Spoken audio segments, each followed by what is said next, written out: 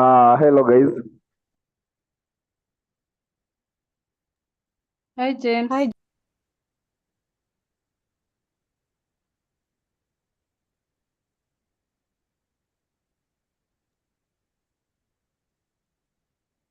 You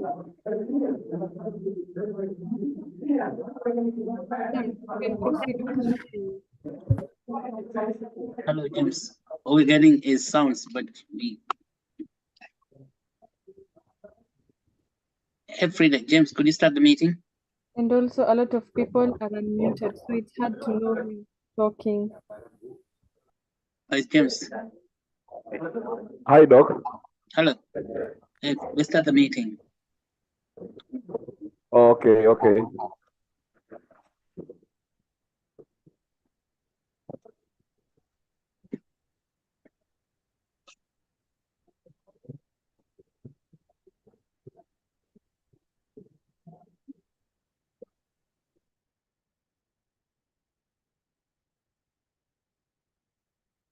Now we can't hear him. James, are you talking? Could be your mic is muted.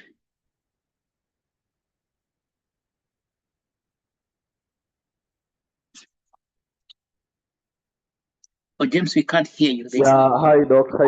I'm talking now. Can you hear me? Yeah, now we can hear you. Wow. Yeah. Hi, James. You were quiet all the whole time. Oh, sorry about that. I was putting things together. So hope everyone has been okay. I hope everyone has been okay. Yes. Yeah, so today our topic is about debrief.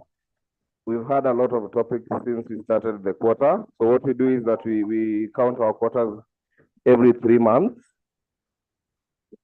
And so far we've done lessons like psychological first aid, we have done stress and stress management, we have done self-harm, we have done trauma, we have done healthy relationships, we've done resilience and importance of resilience, we have done communication skills, and we saw it right that all these topics now, because there are a lot, and we haven't had time to talk about the experiences and what was done good and what was not done good.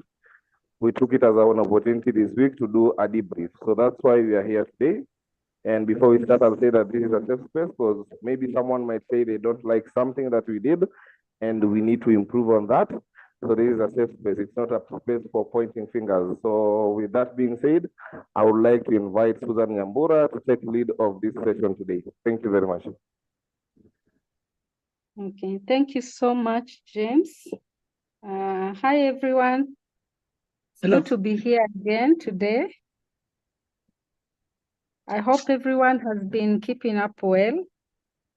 I know there is so much that has been going on, especially recently the financial bill and the, people's opinions and views and people going to the streets. So I hope everyone has been okay, taking care of themselves, not only on their physical health, but also the mental health, which is the reason why we are here.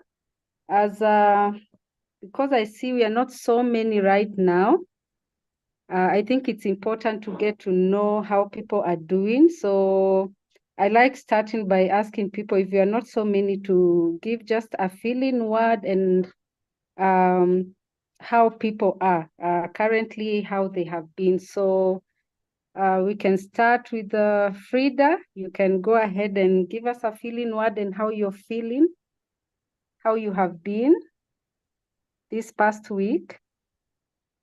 Frida, are you there? Yes, I can hear you. Hi, Frida. Hi, Susan. You can tell us, how you are. For me, I'm just doing fine. Nothing much has happened. So, yeah. And also, I'm feeling hopeful that the financial bill will not pass. So, I'm also eagerly waiting for tomorrow to see how things will go. Okay. That is one of the most important things right now. I know so many people have been affected by inflation and all that. And some of them lack of jobs out there. The job market is not really easy. So the finance bill, I guess it has affected a lot of people. And I can imagine the mental state of people right now, especially the people who are struggling, not only, the down here, but also everyone is basically just affected. So that being the most important part of our country right now. So let's continue being hopeful that it will turn out well. Doc, how have you been the last week? Oh, the last week I've been fine. I think well, see, I'm in Boston, so I am actually not so much affected by the finance bill, but I follow the news. I was watching the YouTube videos, with this Yeah, lady flashing the police trying to yeah, put her into the Black Mariam. It's called Black Mariam. yeah, Mariamu, yeah, She said she's not going, and then the police yeah, were trying to force her, and then she said no because he said, "Why are you killing us?" It's a very powerful statement. Why are you killing us? yeah, I think at yeah, that point, the policemen just stopped because I think they had not put into consideration that they're committing murder. yeah, See how yeah, serious it is. So this finance bill is a mechanism for killing people. And I watched many videos, even where the president is trying to justify collecting taxes from people. People are not buying it. And I think I'm with all the Kenyans, particularly the young people. I think there's something he had not counted upon, that the young people are going to rise up. yeah, And yeah. the It's a young people, powerful generation. yeah, it's called Gen Z, the Gen rising Z, generation. And they don't have one particular leader, they are leading themselves. So let's kudos to you, all the young people, yeah, for studying your ground, because if we don't do that, then this older generation will definitely give people. This is something crazy that the older generation always want to destroy the young generation. yeah, yeah. Yeah, the young generation is the nation for tomorrow. Yeah. It is. So yeah, but now about how I'm feeling. I worked in South Nigeria for some years, and I found they have a very interesting greetings. They greet each other. Are you awake? Yeah. Are you awake? Like the way we say habari when you meet a Kenyan, you say habari yako. The greetings there is, are you awake? What called amesiere. So, and of course, the person can see you're awake. You're actually walking about. Then they greet you, are you awake? So that is the awakening. And a lot of people, and I think us in general, we can move through life in a state of sleep. Okay. That's why that greeting from South Nigeria is very revealing. Are you awake? So it's like, are you awake in your consciousness, the things that are happening? So how I am feeling highly awake this week with what's happening in the Actuate nation, particularly with what is going on with the summit, with preparation for the summit. So many people have submitted the abstracts. They want to come and speak. And I think I'm feeling a spirit of wakefulness, that people are waking up to, they're waking up to Actuate, which brings it to their consciousnness. So, and then that kind of wakes me up. Then I said, oh, wow, I'm here in Boston. All those people are in Nairobi. And the meeting's going to be at KU. How do I connect those two places at the same time? So I have to be fully awake. Yeah, on a constant basis. Yeah, so I'm feeling awake. So question for you, are you awake? That's a Nigerian Yeah, greeting. I'm awake. I'm awake. And I hope everyone else here is awake. That calls for a lot of mental stamina as well, to be totally awake. Yeah. And thank you so much for also saying you're standing with us, and you're far, but you're standing with us. So as we keep on hoping for the best. James, how are you doing?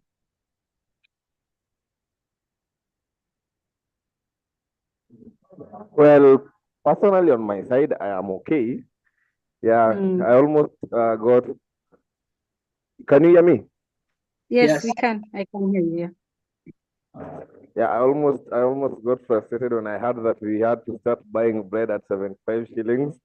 I And know. no, that's one thing we all consume. Yeah. Yeah, but technically I'm okay, and hope I'll be okay tomorrow before they vote. Yeah. Okay. Okay. Yeah, if bread, I'm a bread person personally, so if they had brought it up to 75, it would have really affected me. So I'm with them on that. Augustine, how are you doing?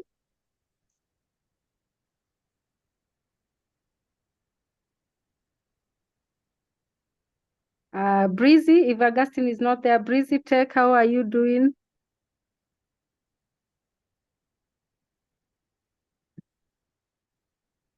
I think then I'll go randomly with this. Anyone else who is there can tell us how they are doing so that we can go on. It's good to get a feeling word because this is a mental health forum. So it's important even as we start, even if, you know, a few number of people, we can get them to just get to know how they're doing. Augustine, you're trying to talk? Hi, hello everyone. Good evening. Hello. Yes, I think I'm fine, although there's You nothing to think? smile. There's nothing to smile here. Okay. In Kenya right now, yeah. Okay. Okay. Breezy, if you're there, if you're not there, Diana Mondi.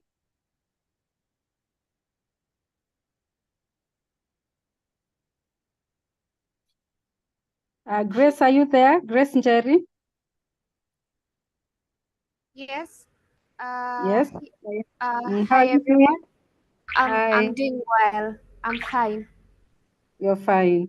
Yeah. Okay. Did you go to the streets yesterday? No. It has been raining over here Oh, where is that? Where are you? in Mombasa. Oh, you're in Mombasa. Yeah, I heard there's been rain since yesterday, but you're Yeah. keeping up safe? Yeah. Okay. Okay. Diana Amondi.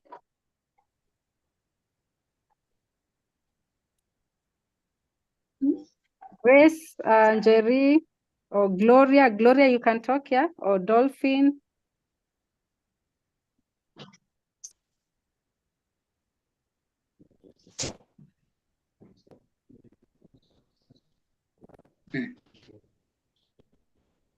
Okay. Okay, guys. So for the sake of time, because I will do this briefly.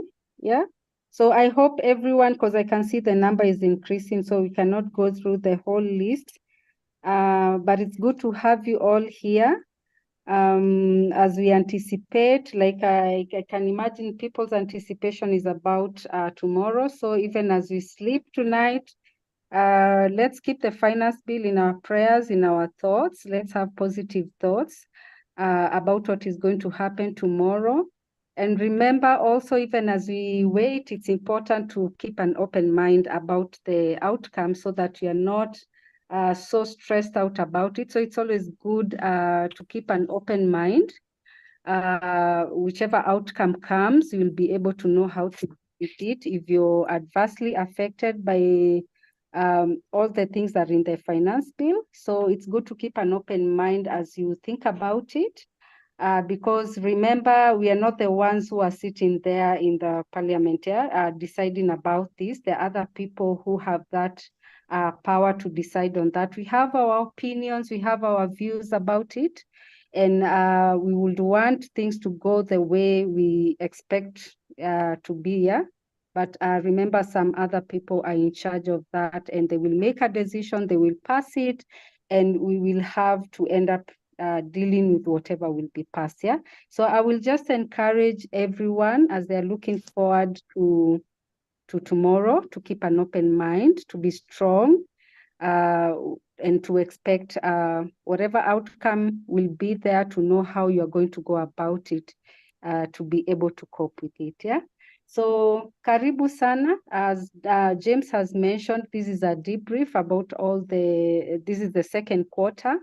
So it's just a debrief about all the topics that we have covered, and to know where we are at as at now, if we've been doing things the right way, if we've been tackling the topics in a way that has been helpful to you, if you have interacted with them so that the topics have helped you, the information that has been shared in this platform, if it has been helpful to you, not only to you also, but the people that you interact with on a daily basis, if it has been helpful to you, to be able also to help them. Remember, we only offer the psychosocial info, knowledge about it. So we don't go too deep into these topics.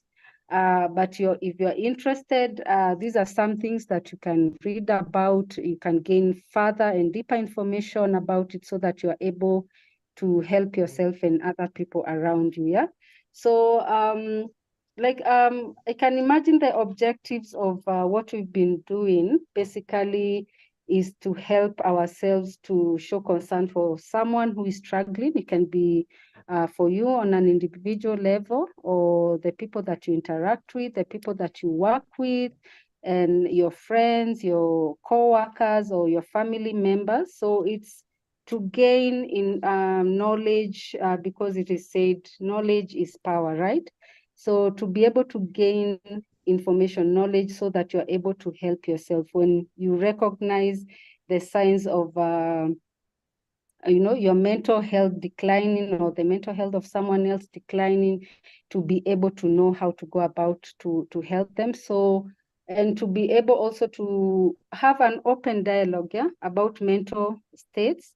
Like James has said, this is a non-judgmental platform. When we meet here, of course, we invite the opinions of other people, of everyone, the views of everyone, about how all this is going on, so that we can have an open dialogue about the topics that we cover and so much more.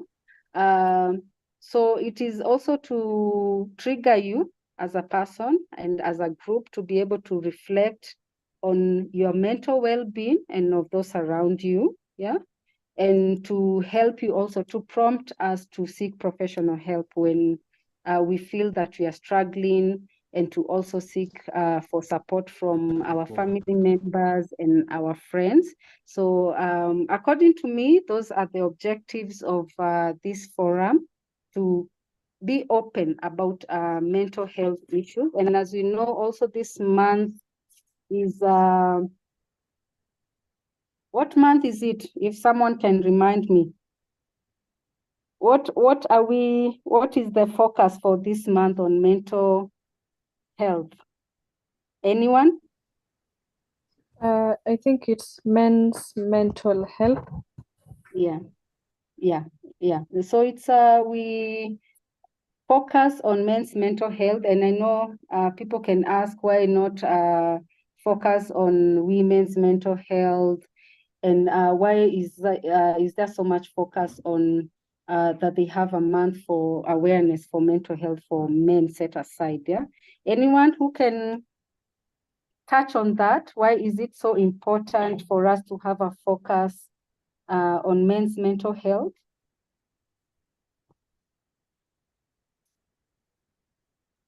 I think I'll need to hear it from a man's perspective.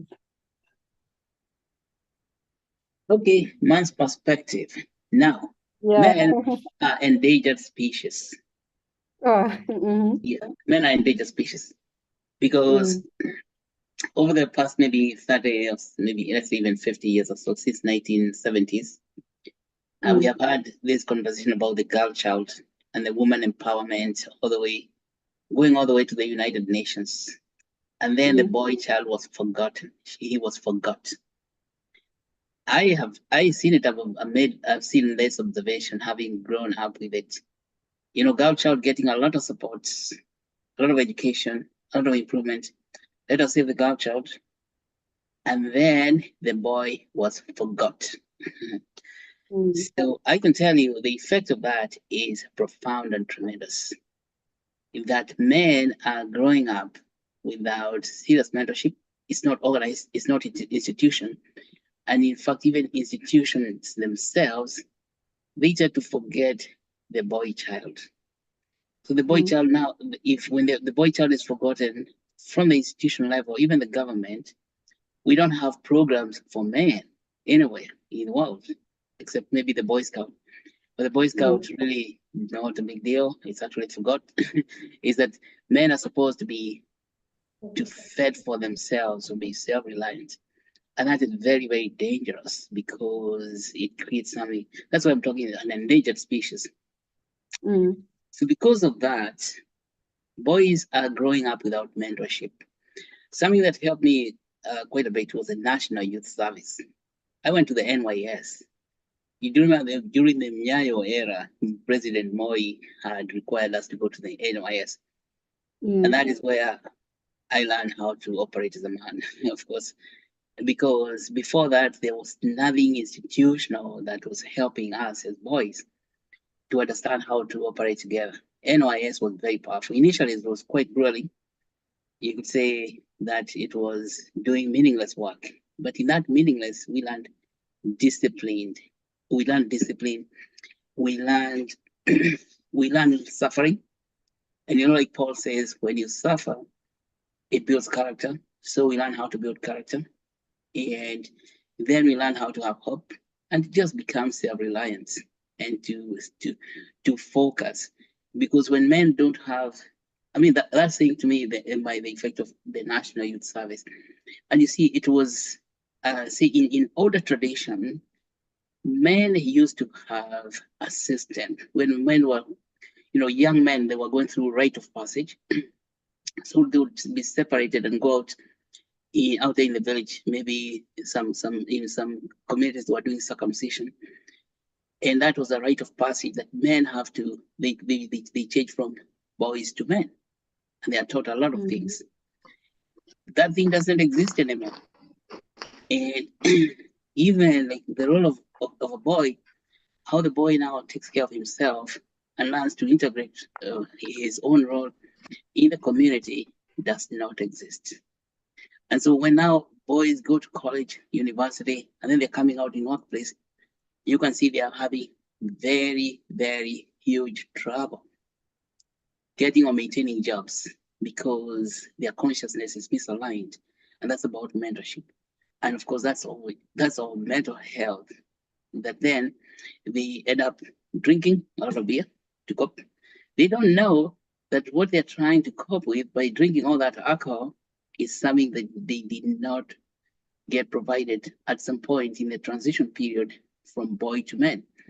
So they from boy to man without any transition from boy to man. So it becomes this kind of an empty space out there. And so what I found, I come from Nyeri itself, a lot of young men go into severe alcoholism. That if you go to Nyeri used to be the epitome of high education. That if you came from Nyeri, people knew that you're highly educated. It's not the same anymore. So we have a lot of young men in Nyeri being very, very lost. And that's why I say men now becoming endangered species. And you can, if you now look, you take a cross section of employers, companies in Nairobi alone, you find majority of the positions are taken by women. There's nothing wrong about that, but there's something seriously wrong about where did the men go? What are the men doing? And then if you cut across in the universities themselves, that you'd find in very, very many classes, they are populated, you say maybe 70 to 80% of them are women, only 20% men. See? And that is very serious. Now, what is going to happen? So if you are talking about this, is June being the month of men, we want to discover how do we save men from that destruction, from being in such a serious danger. Have you experienced that? Maybe that's my observation, but there seems to be. Since I have worked in companies and run companies, even in Kenya, I have seen that movement, men becoming endangered species. And what are we going to do about it? It's a mental health question. Okay. Thank you so much, Doc. Yeah, like you said, that is really important. and men are becoming like an endangered species, especially being affected by mental health issues. And I'm just wondering, maybe from your view, Doc, about the African context and the Western context in regards to mental health issues, yeah? Is the stigma the same surrounding mental health issues in the African context and in the Western context? Is it the same? Stigma means people have the negative view of mental illness. Yeah, No, in regards to men. No, but the danger, men are actually much more endangered in, say, United States than they are in Kenya. So I think I don't know whether that's something good or bad, because the government is actively involved in breaking the breakdown of families in the United States, and a disenfranchisement of men. I think in the United States, a man has less value than a dog. Wow. And you in Europe as well. Yeah. So a dog will get much more care even before a man. So first of all, the woman gets a lot of care. Children has got a lot of attention. But then as a man, once you get to maybe teenage boys, you are on your own. Even your mother can send you away from home. And because of if you're not behaving, they put you in prison. It's very, very messy. So I think the United States is not the ideal society because this and because all the stuff we're hearing about this men endangered species, even in Kenya, it came from the United States. See? And this thing called gender identity and all that stuff, which is extremely dangerous in terms of self-esteem for men, mental health. So mental health, as far as your question, there's huge awareness because there has been a proliferation of psychology, teaching in psychology. And what has happened in the progression of science, in the 16th century, we started, I'll say that long before 16th century, we started off with mathematics. And then Isaac Newton, those are called the basic sciences. And then after mathematics, there came physics. After physics, that was maybe 16th century all the way to 18th century. Then there came chemistry, right? So all those years, nobody talked about mental health or psychology or psychiatry.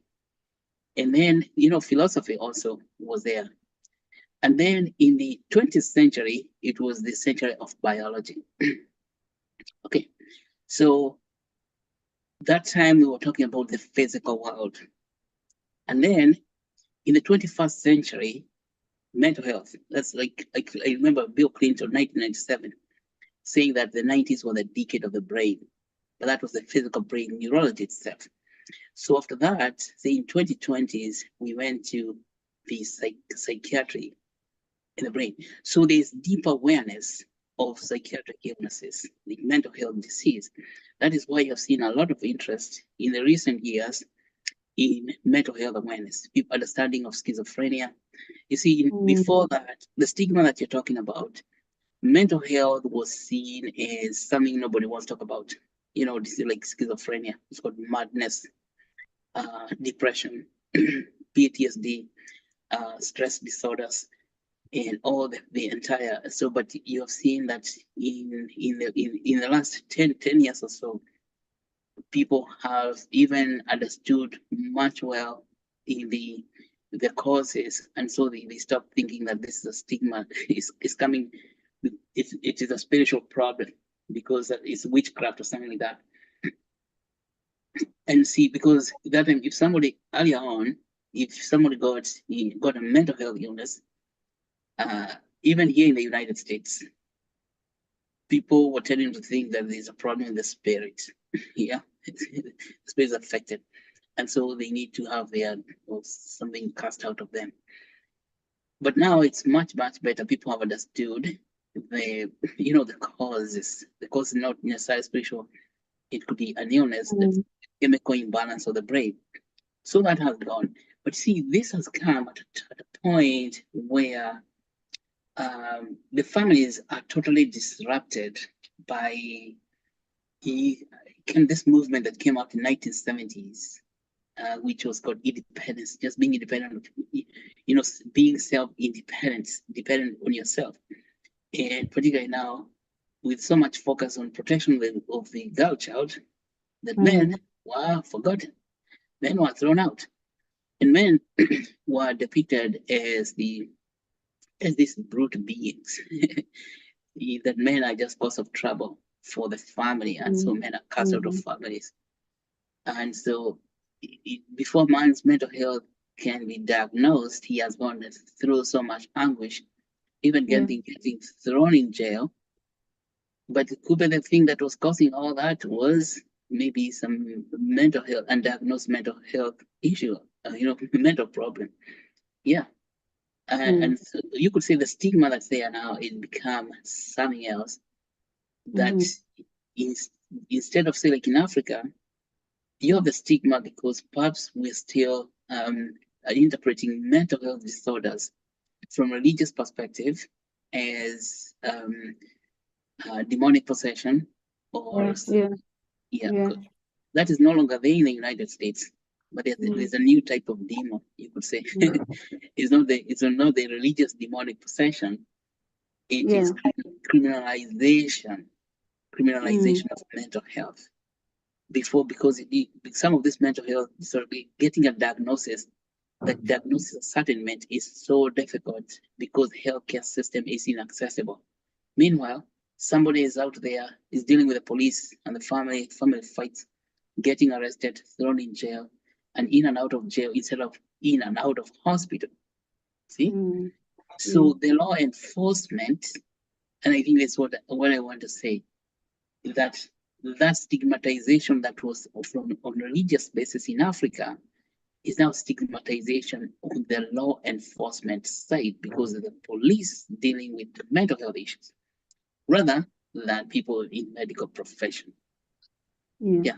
And the police are never going to give you a diagnosis. First of all, they put you in jail, and then you get a medical record, you get a criminal record, and then it becomes very, very hard to find employment after that. Okay. Yeah, so it's really important even for the men who are here. I don't see so many of them though, but it's important to know how mental health is really important. I know there's a lot of stigma surrounding men's mental health issues, and so the month is to encourage men to seek help, to know that there's nothing to be ashamed of if you're going through some mental health struggles.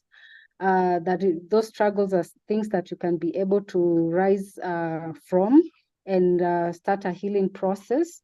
Especially, I know in the African culture, a man is supposed to be strong. That is the people's views, how a man should be strong all the time, especially a man being the head of the family, everyone looking up to him. And in the society expects you to be strong all the time, but you cannot be strong all the time. Challenges come and sometimes they put you down, and that is why it was really important to have the topic of resilience, which is really important.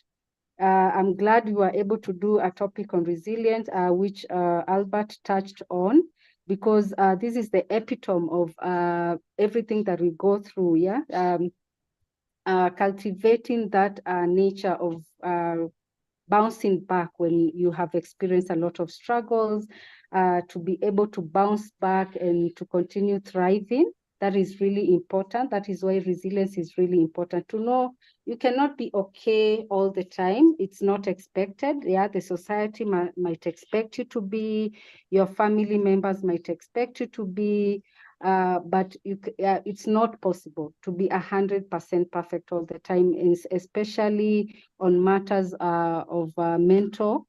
It's really important to know that, to know your limitations, to know how much you're able to handle, and during, whatever duration you're able to handle it, to know how to approach the issue.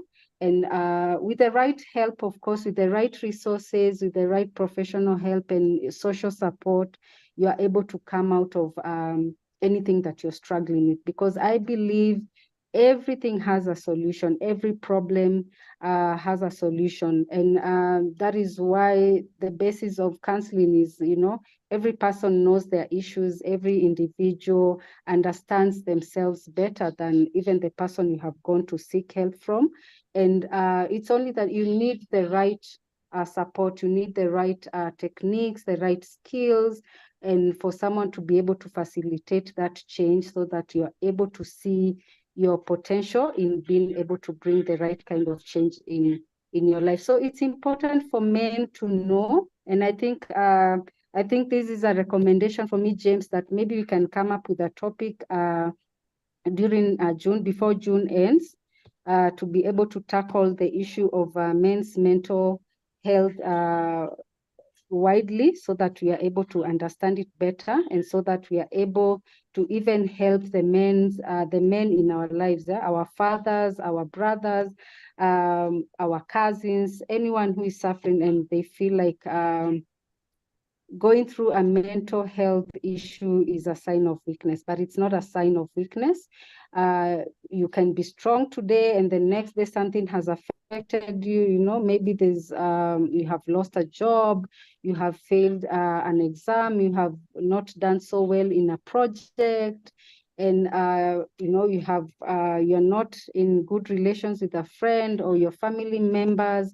These are all things that can really affect us. So it's important to know that you cannot be strong all the time.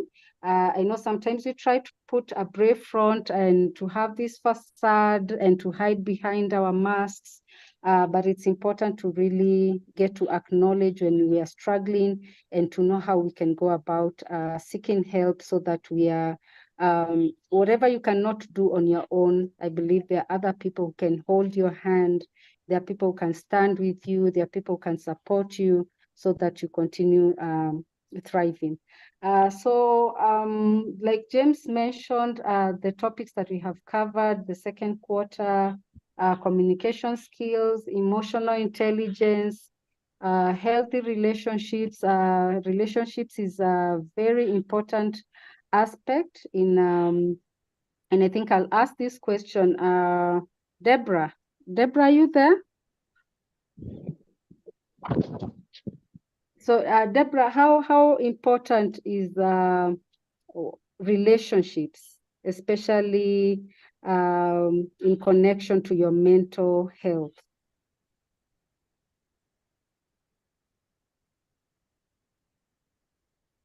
Deborah, are you there?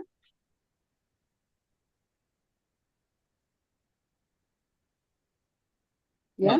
How important are relationships in relation to your mental health?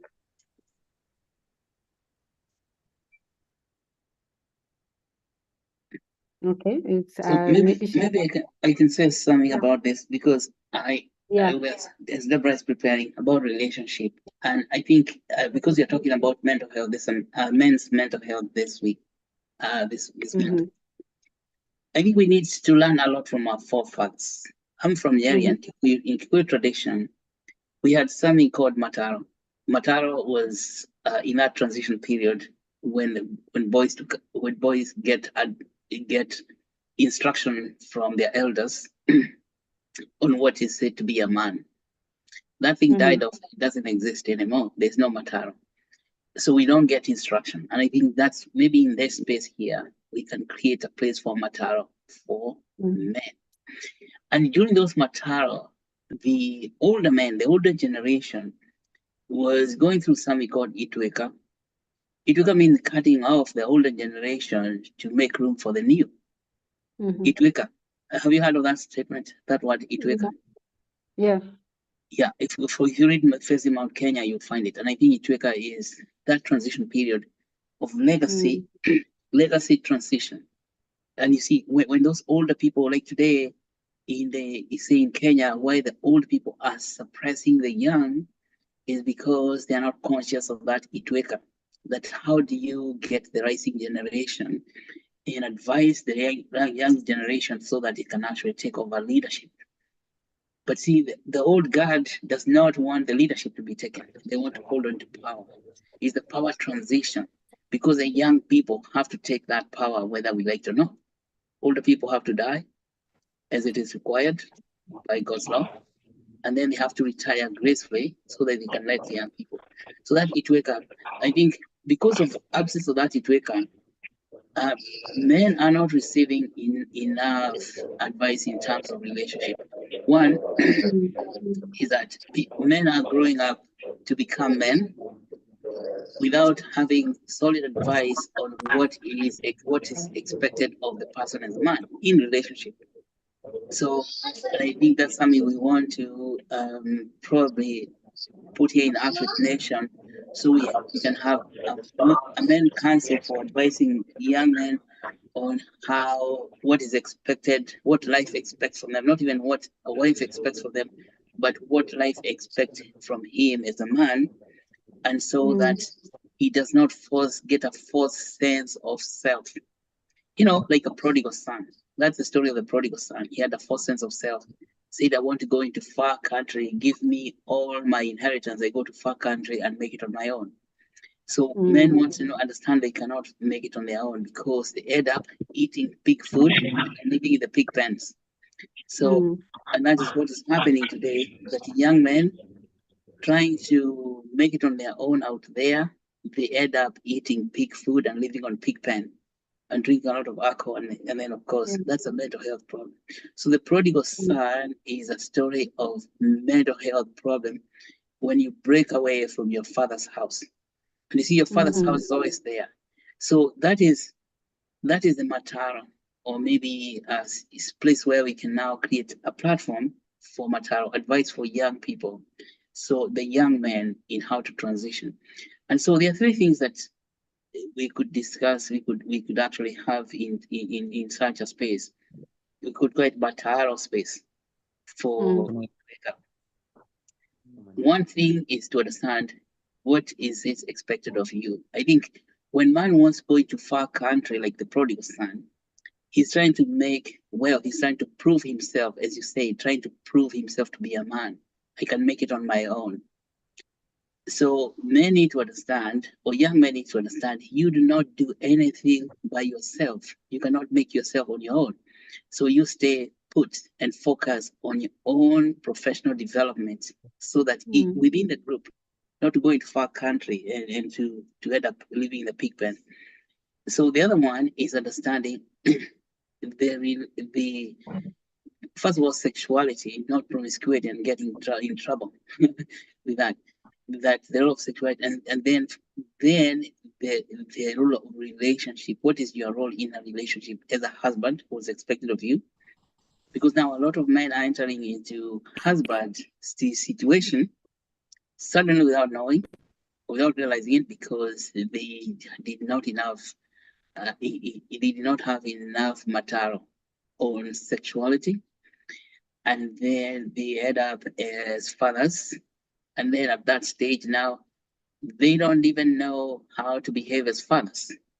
And so even the expectation of fathers, and so men want to be taught those three things: the role as men, even the role towards themselves, and their role of fathers as fatherhood. What does life expect of them as a father?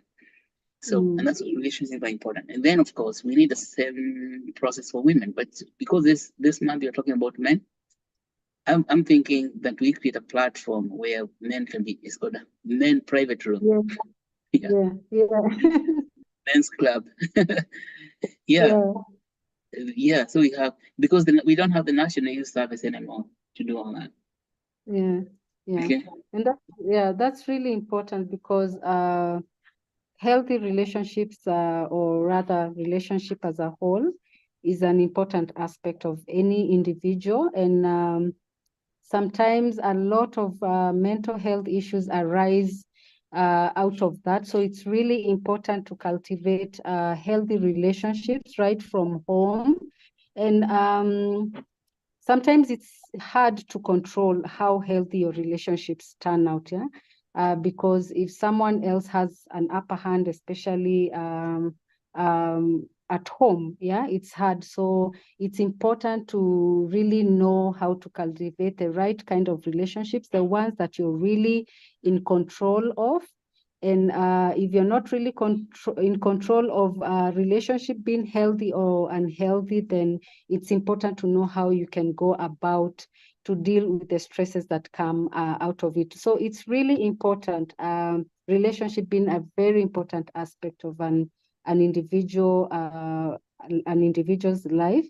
It can have so many great benefits, good benefits, and sometimes you can have some downsides to it that can cause a lot of mental instability. Maybe to hear from you, Frida, how important are relationships in relation to your mental wellness?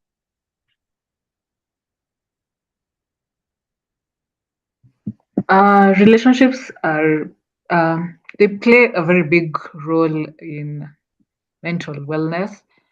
Just how you, let's say, interact with people, how, how they make you feel, or how you make them feel. So, generally, I think, they play a big role. Yeah. Okay, thank you. Yeah, it plays a really great role. Yeah, so it's important to know how to navigate through difficult relationships, relationships which cause a lot of conflict. Sometimes you can be cut off from people in regards to very difficult relationships. So it's really important to get to know how you are affected if a relationship goes bad. Yeah, because we hear all the time, especially among the very young, of people ending their lives because of a relationship that has turned sour, or someone who just opted to end the relationship, and someone is in denial, or they still want to hold on to hope that the relationship can work. So many incidences that happen arising from relationships that have gone bad, but also we can gain a lot from a lot of benefits from really healthy relationships. This is where we get the most support when we need it. Whichever support you might think about, this is where we know who to go to when we are struggling, when we need someone to talk to, when you just need a shoulder to lean on, when you need to just sit with someone to cry and to vent. So it's really important to know where you're at in terms of your relationships, and to know the kind of boundaries that need to be there in your relationship, so that if something bad happens, then you know how to navigate through it, so that you're not really adversely affected. So that was one of the topics, being in healthy relationships, or knowing the healthy relationships in your life and the benefits that you can get from it and how you can be affected. It's important to think about that. Like Doc has said, it's not there anymore where, people are guided in terms of how to handle themselves with relationships, especially for men. And so it's important to really think about that. Yeah. So we also touched a lot on trauma and PTSD. So we saw how important it is to know when you're really struggling, to be able to identify when you're suffering from PTSD, or when you have experienced really traumatic incidences, and how to go about to seek the necessary help. So with almost all the topics we mostly covered on the skills you can gain, how you can be able to effectively help yourself, what you can be able to do for yourself, and even what you can get from support from maybe professional counselors and professional psychologists and psychiatrists. So it's really important to know where to go to seek that help, so that you don't suffer alone. And Albert also touched on self-harm, which is a really important topic, especially among the very young, when they're suffering in silence, and self-harm becomes a part and parcel of their lives, and they hide their pain, they hide in their suffering, and they only get temporary relief from self-harm. So that was a really important topic. So I hope we were able to learn a lot about this. If we are interacting with people, how to be able to identify people who are self-harming themselves, yeah. How to check if you're a parent to these very young people, how to be able to check when they're harming themselves. If you're a counselor, how to identify a young person is harming themselves. So this is really important. And last week, I think we had the topic of stress management, which is a week before that, which was a really important subject. To be able to know how to navigate through stress, the necessary coping skills we need. And I think it's important to really know what works for you when you're going through stress. For me, I love reading a lot. Reading is one of the ways that I'm able to be able to control my stress when I'm going through it. I can be able to read. I read poetry. I listen to music. So it's important to know when what you can apply in your life. What works for someone else might not work for you, but there can be something that you can actually do that can really help you to deal with the stress that you're to manage the stress, yeah, to be able to regulate your emotions. So when you feel like your emotions are all over the place, yeah, what do you do to be able to calm yourself? What are you able? Is it calling someone to talk to them? Do you do a bit of exercise? Do you just take a nap? Yeah. Do you listen to music? Do you read? Do you just go for a brisk walk? For those ones who are in Mombasa, someone said they're in Mombasa, do you just go to the beach and walk, along the beach and just enjoy nature? So there's a lot that you can do to be able to deal with the stress in your life. You need to just be open, yeah. What works for you? When you try to do it, is it working for you? When you journal, what do you get out of that? When you listen to music or you watch your movies or your series, what is it doing to you? But also to get to know the limitations, yeah. If it's taking a nap, you'll find yourself you're oversleeping, and that is something else. If you're watching a movie, if you find yourself you're binge watching and you spend so many hours on the couch, that is something else. So getting to know how it's also affecting you when you're indulging, yeah. So resilience was a very important topic that is really close to my heart.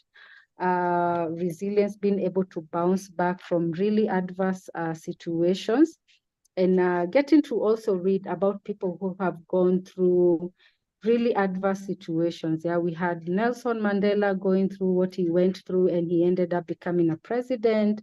We have had so many people out there who have experienced, yeah, people that you know personally on a personal level, people who have gone through very many struggles, and they have been able to bounce back time and time again to be who they are right now. So being able to read about such people, getting to hear their stories can really be encouraging, so that there is always hope, yeah. Whatever you're going through, it doesn't have to end there. You can have solutions. You can have people to help you to come up with necessary solutions so that you get out of this situation.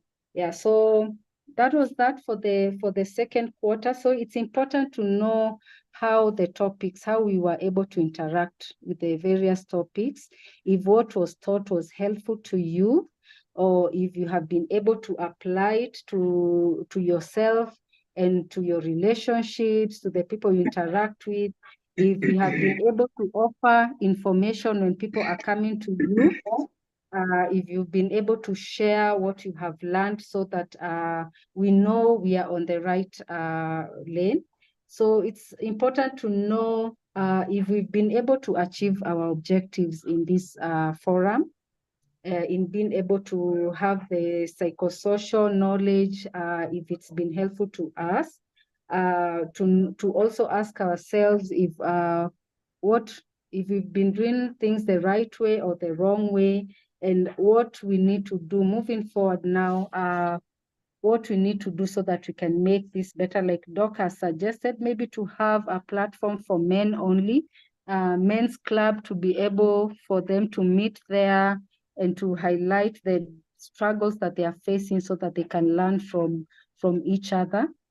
So it's really important to have those recommendations. And like James said when he started, it's a non-judgmental platform. All views and opinions are encouraged and welcome. Whatever topic you would like us to tackle, you can always suggest that. I don't know if that is what people do. You know, they suggest those topics to James so that you can know how to go about it. So feel free to air your opinions and your views about how we can move forward for the third quarter, what topics we need to cover, how we need to go about the learning so that we can know if it's having an impact on you, because this is a very, very important platform, and that is why we are here, because we consider this very important. So let's be willing to learn from each other as we have different facilitators taking us through different topics. Let's be open to learning from one another. Let's be open to giving our views, asking questions, and also giving recommendations, various recommendations on how we can move further and to make this a more effective platform that supports mental wellness. Yeah, so that is all from me, guys. So I wish you well for the next week. I wish you well and stay awake. Like Doc has said, it's important to know if you're awake or not. Yeah. I don't know if you've ever been talking to someone and you feel like they're getting everything you're saying, and at the end of it, you know they didn't hear a thing. So it's important to be awake. Yeah? In our minds, it's important to be awake in our hearts so that we are able to be more effective people. And remember, even as people offer you support, yeah, and all the knowledge and information that they can share with you, mental wellness, as an individual, you need to be the person to take the first step towards healing. Like someone was sharing with me yesterday about a man. This is a father who was sharing about the kind of support he's been giving his son, who is in his 30s, yeah? And he can see there's not so much change that has happened even after numerous therapy sessions. So it's important to know if you want to embark on a healing process, the person to take the first step is you. Yeah, there will be people around you supporting you, encouraging you, and steering you in the right direction. But if you don't want it for yourself, if you don't desire the healing for yourself, then it will be very hard. Yeah, so being receptive, being open to the kind of help that is being given to you, because this father was saying he has paid a lot of money, a lot of pounds, yeah, to take this son for therapy sessions, but he can see he's not being receptive to all the help that is being offered. So it's really important to know. I know some of these challenges, yeah, especially the really, really severe mental issues, sometimes it can be really hard to handle them. But if you feel the simple ones that you can be able to handle, yeah, it's important to know you need to take the first step, yeah. Like they say, you can take a cow to the river, but you cannot force a cow to drink the water, yeah. You cannot force. So you need to be receptive to help. If your parent is telling you, we have realized, we have noticed you're not okay, what can we do?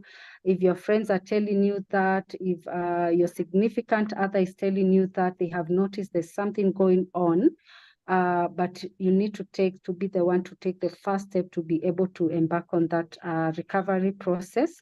So I will encourage you that every problem has a solution. That is what I believe. No matter how complex it is, there's always a solution to the problem that you're going through. If you open up yourself to thinking about various ways that you can be able to find those solutions, if you can be receptive to the kind of help people are offering you so that you get help. Yeah. So that is that from me. I wish you a good week. And remember, as we look forward to tomorrow and the passing of the finance bill, please let's have an open mind so that you're not really stressed out about it. Have an open mind so that whatever is passed, you'll be able to ask yourself the necessary questions, and that I hope you'll be able to cope with whatever will come out. Yeah. So thank you so much. James, over to you, or is it Frida? Yeah, it's James. James? All right. Well, don't take care of yourself, and even when people care about James, we can't hear you. you, can't hear me. No, you're muffled out there. Okay, I'm saying that today's session. Can you hear me now? No? Okay, well, it's not very clear, but yeah, you can speak. Okay, so I think I'll give this a chance to speak. Otherwise, for the problem with like what? Then you can Oh man. Okay, James, you disappeared again. Okay. I am saying that you can take the podium.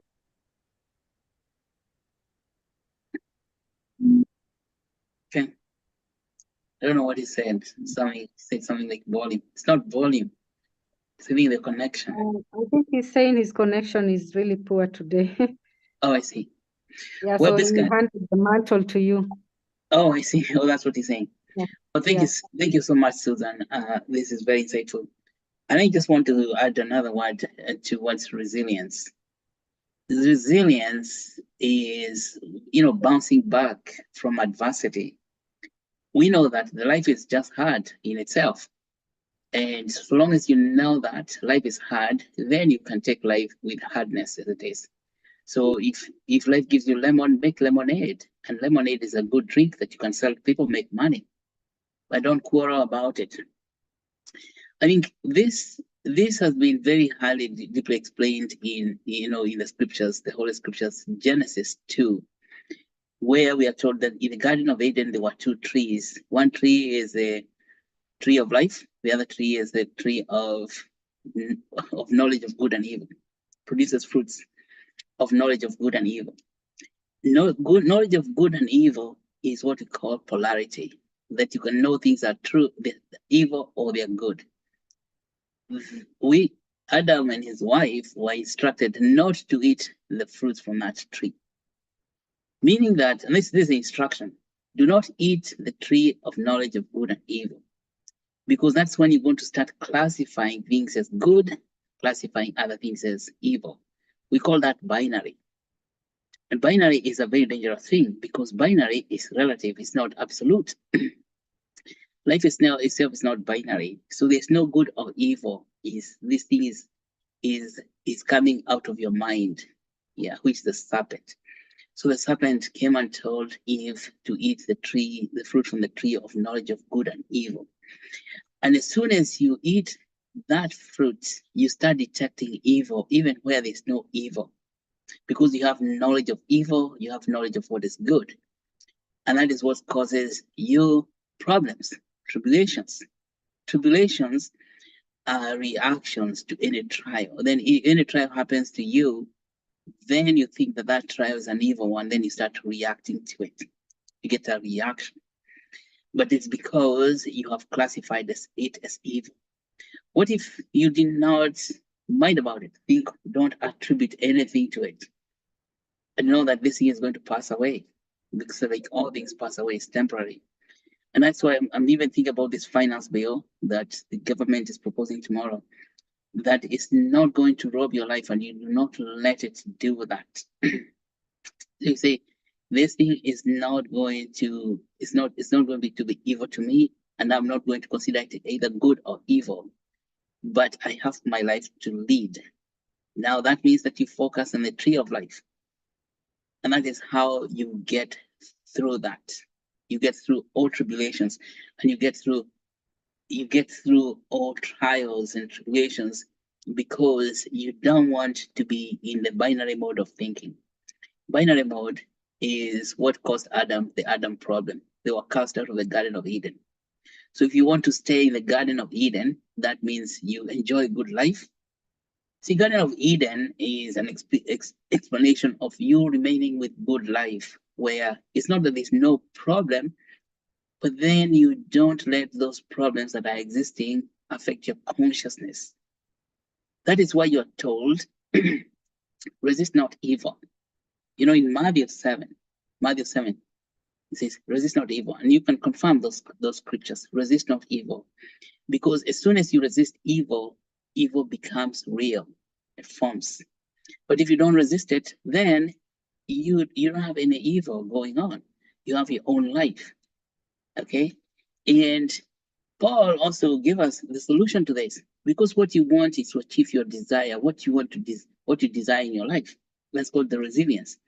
Resilience is what you desire. People like you say Nelson Mandela, he was able to even become president of South Africa, even bringing together people who have jailed him, saying we can work together, because he wasn't resisting evil.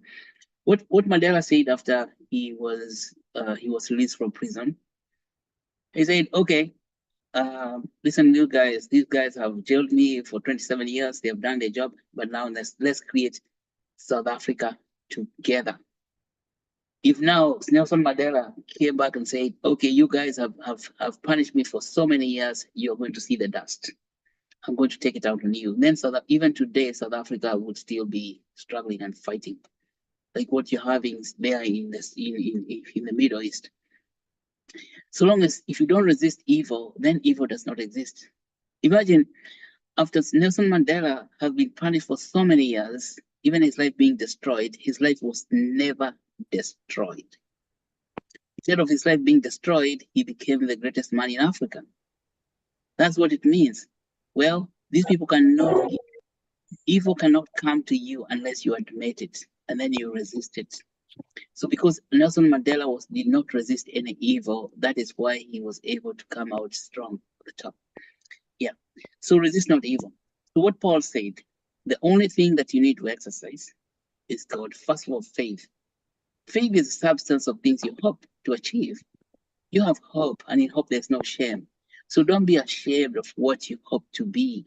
In hope there's no shame, according to Paul. And that's the truth. So don't let somebody make you feel bad about what you hope to be. Yeah, if you say, I hope to be this, like Nelson Mandela was hoping that all the South Africans are going to be independent. There's no shame in that. So if you're hoping to be the best of the best of the best in your career, you don't need to be ashamed or even explain to anybody, like, what do you think you're doing? Yeah, don't bother explaining to them. Yeah. Salute no man, by the way. That's right. Salute no one, by the way. That means stay put and be resilient, particularly as a man. There's going to be a lot of people trying to cast down upon you. They're going to be casting doubt upon what you're doing. And then just salute no one, by the way. That's a command also from Jesus Christ himself. He was saying, I'm going to send you as a sheep among wolves. Yeah, I'm going to send you a sheep.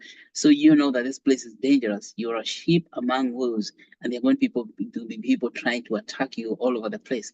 Salute no one, by the way.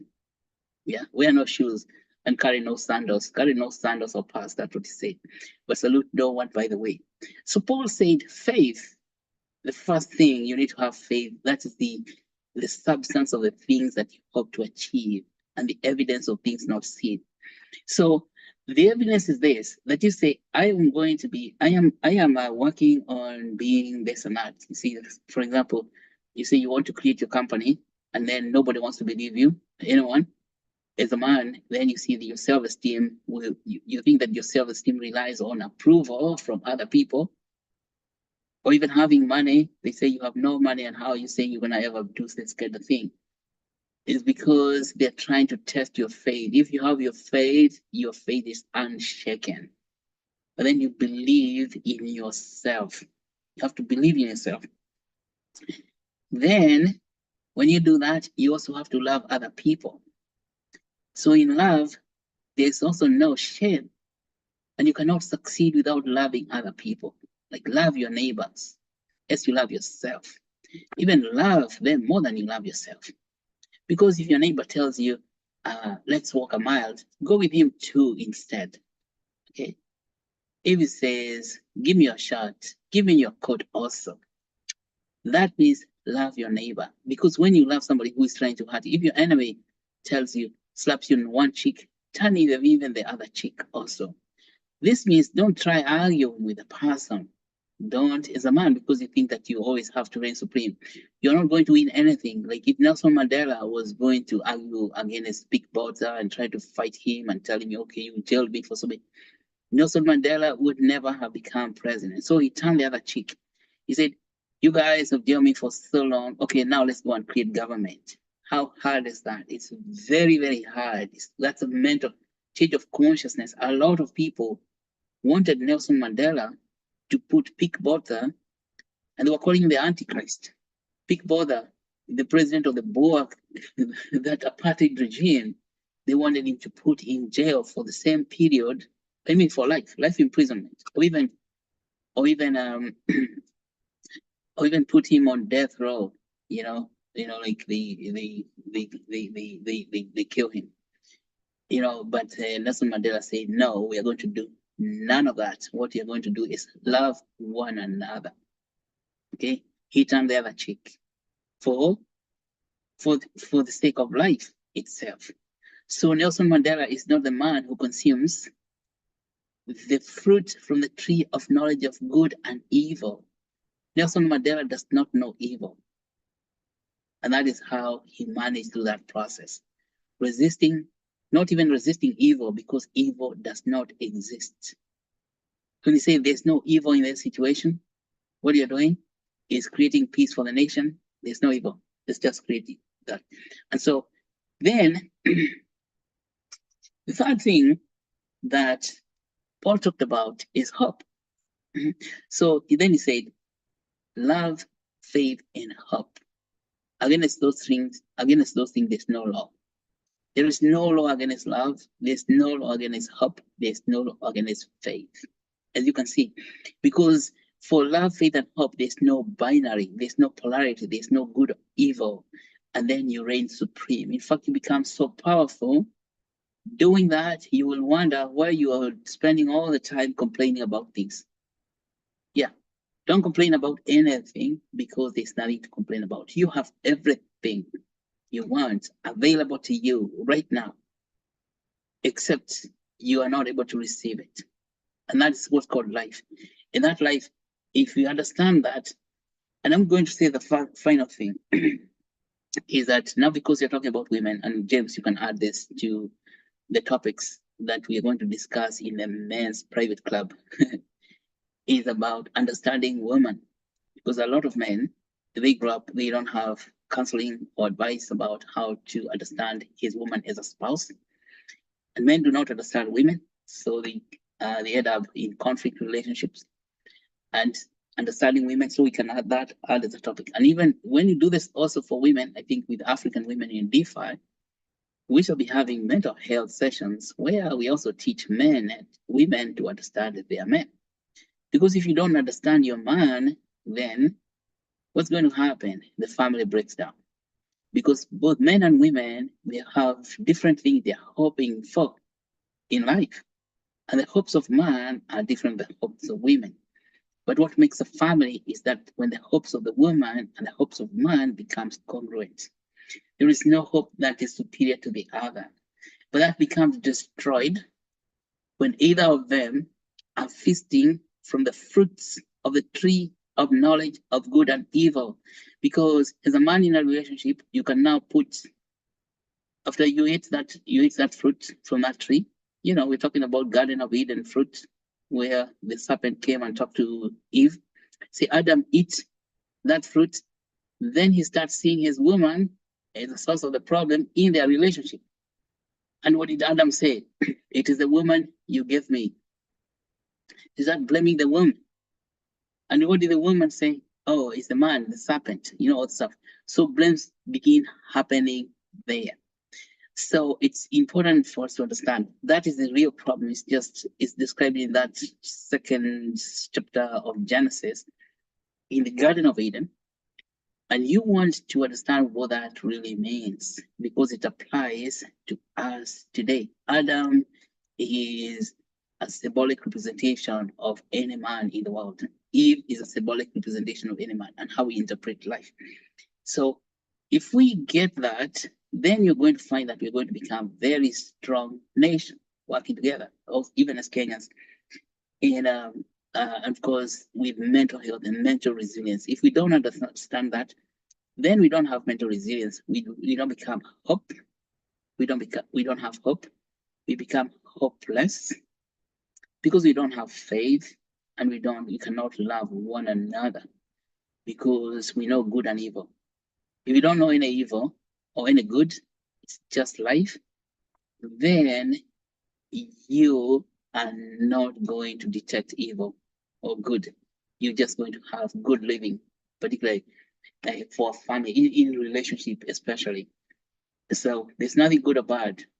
Everyone is doing the best, their very, very best to make things work, but no blaming one another. Okay, that's what I would like to add that. So James, you have had, so we need to create with you going on maybe in the third quarter, we create a space for men. And this is going to be very private conversation, nothing to be shared out because men can share. Yeah, so maybe I don't know how we're going to organize this, but basically we need some serious men counseling. Now that we are in June, that's to come to our awareness. We also need a similar space for women because we have said that women hold the entire sky. But what are men doing when women are holding the sky? Men are doing something very, very important. And that's what we want to explain to one another as men. Okay, thank you so much. I will stop talking, but I believe that, and I would like for all those people who, whether you're Christian or not, you can read the Holy Scriptures, the Holy Bible itself, because this applies to every human being, because Adam is not for Christians only. Adam and Eve, they are examples of human beings. So you can read those texts and understand how they apply to human life. Again, there are two trees in the Garden of Eden. One of them is the tree of life, which represents the life that you should be living. The other tree is the tree of knowledge of good and evil. And that knowledge, good and evil, describes the principle of polarity. Polarity means knowing things are polar opposite, or what people call binary. Now, as we were beginning talking about earlier on, in the United States, binary business is a very big deal. People are binary. Yeah, if it's either dark or white, black or white, you know, this color or that, this race or that race, good or evil. You see, this is the evil, the axis of evil. And as soon as such conversation comes in, just destroy everything. So families are broken up because of that knowledge of good and evil. Because we have become so knowledgeable about what is good and what is evil. But then eventually, when you look at it, what people call evil, what one group call evil, is what the other group calls holy. And what the other group calls holy is what the other group calls evil. So, yeah, and then life becomes unlivable. Yeah, but you don't want to know that. You don't want to be partakers of such fruits of knowledge of good and evil. Okay, back to you, James. And I'm thinking that perhaps we can wait down and conclude the meeting.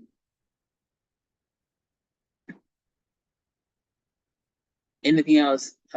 So maybe just to invite people to the summit, and then we can actually adjourn the meeting.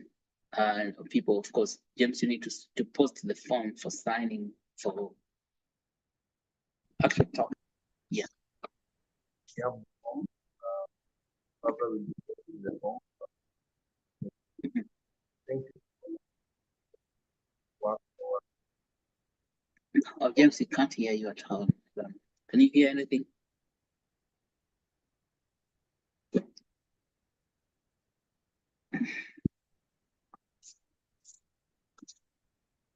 Okay. Well, if there's no other announcements, then we could adjourn the meeting. James, you're inaudible. Shared the link to the signing sheet, which is the attendance form for people to be able to sign and get their Actuate tokens at the end of the month. And remember, we said that for you to be eligible for Actuate tokens, you need to have signed up as a member of the Actuate Nation. So if you still haven't filled the membership form, remember to do so. The link is in the Actuate Nation. That is what will make you earn your Actuate tokens plus the attendance forms. Yes.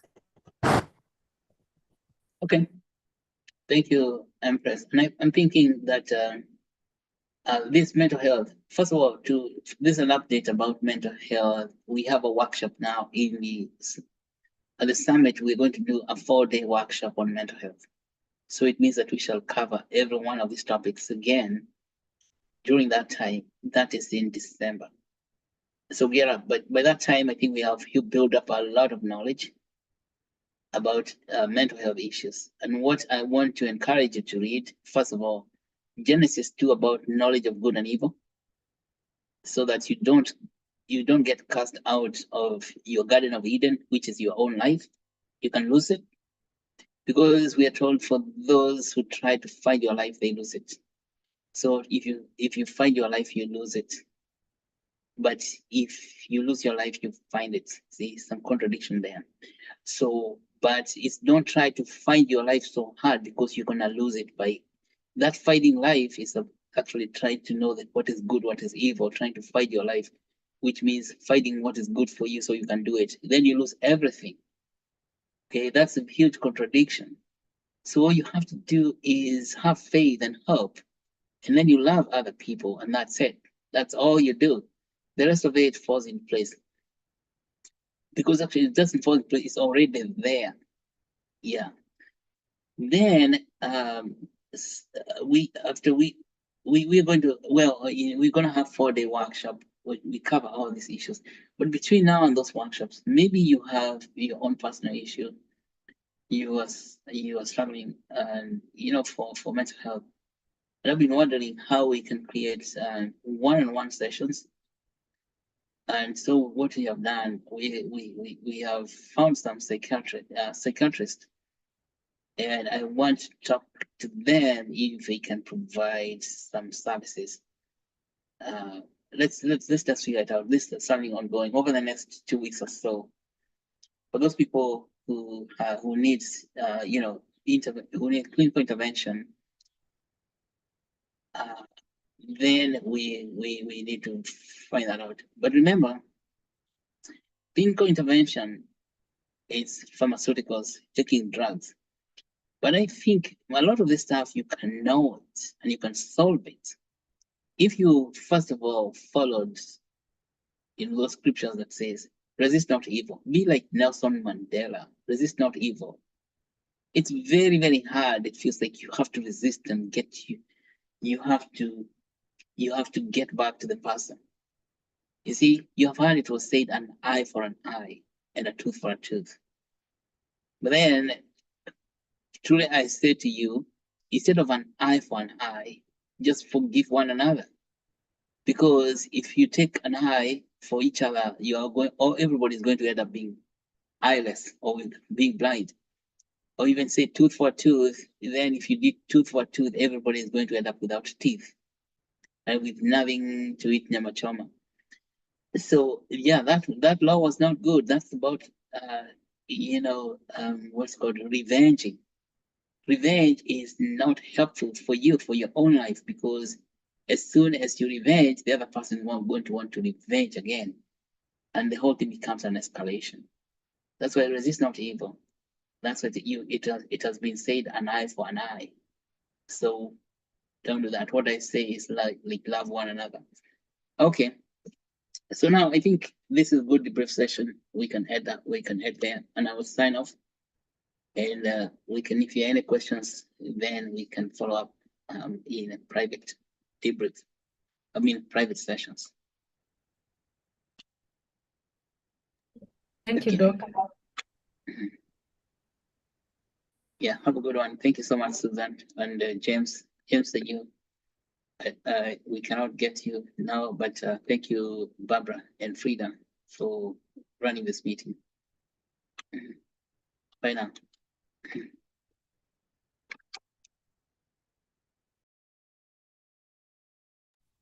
Okay, you people have 3 minutes to fill the form before we can close up. And remember, you have to be a member of the Actuate Nation through the membership form before you get your Actuate token.